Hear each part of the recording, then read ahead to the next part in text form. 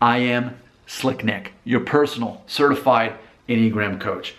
I am a 7 with an 8 wing. Let's talk about that because maybe you can understand yourself better by me doing so.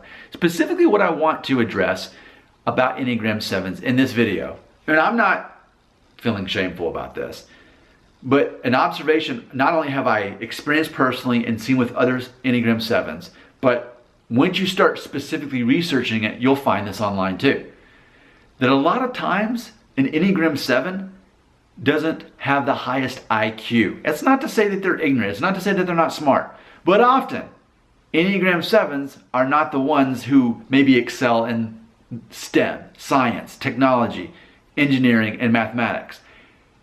That's definitely the case for me. As a kid, I wanted to be smart. I wanted to be good at algebra. Like, I really wanted to be this perfectionist. But around 3rd grade, I just couldn't quite keep up with the smart kids anymore. And I found myself daydreaming a lot. And it just so happened that same year, I started acting in plays and eventually in music and writing songs and singing and playing guitar and all these things that ultimately just kind of ushered in that stage presence that I had. And I'm very comfortable speaking in front of however many people and being on stage and communicating and writing papers, anything communication, that's my jam, right?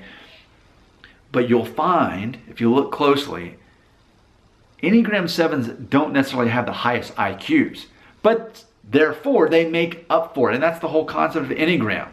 For all the ways that we're not sufficient, we find ways to compensate for it.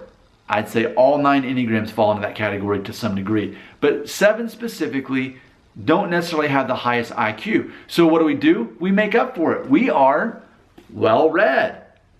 A lot of times we're all about reading. We want to learn things and we become well-read so that in conversations, because we're good at communicating as 7s, we take these little tidbits of things that we've learned. And also we're well-traveled. I mean, me personally, I have lived in Thailand. I've traveled to New Zealand, Ecuador, Korea, Canada, does that count? Trinidad and Tobago. So a lot of times we are travelers. You pick up new experiences from that. And despite being the extroverts, we're often very much into reading or at least podcast, any kind of thing we can constantly be learning. And we carry that in a conversation. We have all these different perspectives because we're less tribalistic in general. Because we learned that holds us back if we're going to choose one way of thinking. No, let's look at the whole landscape here.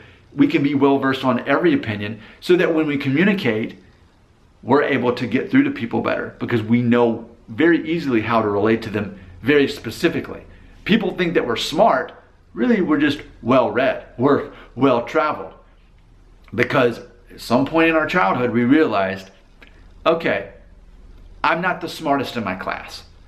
And I find myself daydreaming a whole lot. So how am I going to make up for it? I'm going to make up for it by having great people skills. I'm going to know how to carry on conversations. I'm going to know how to, like even for me at work, often because I'm very pragmatic, I'm the earliest person in the meeting. I'm there 2 minutes early. And as people show up, I'm engaging them in icebreaker conversations. And that way when everyone shows up to the meeting, then I hand over the mic and I let the leader actually do their thing. But really what I'm doing is I am making it seem like I'm smart. I'm really just communicating based on my experiences traveling and reading. Because keep in mind, Enneagram 7s, what is our growth? It's a number 5. The person who's very analytical and sees that balanced perspective. And it ultimately is the introvert. So ironically, I love talking about this, that while 7s are the obvious extrovert of the group, we're also perhaps the most in touch with our introverted side because we have to be. That's what makes us relevant. That's what makes us seem smart. And it's not that, when we look at what being smart means too, it's not just about IQ. It's also about being able to interact with people. And that's our version of being smart. Your comments belong right here.